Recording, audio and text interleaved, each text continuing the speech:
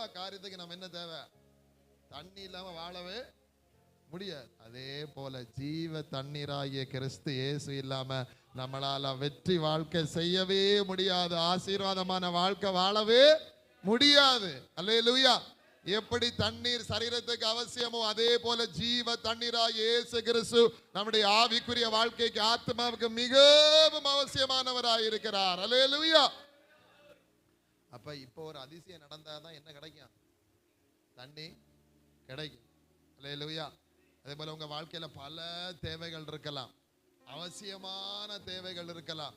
அவசியமானது எனக்கு கிடைக்கணும்னால ஒரு அற்புதம் நடந்தாதான் நடக்கும் பிரதர் அப்படின்னு யாராவது காத்திருந்தீங்கன்னா, உங்களுக்கு கர்த்தருடைய வார்த்தை, அற்புதம் நடக்கணும்னா முதலாவது செய்ய வேண்டியது என்னன்னா, யோசபாத் தண்ணி இல்லாம போகும்போது என்ன தெரியுமா செஞ்சா? கர்த்தருடைய வார்த்தை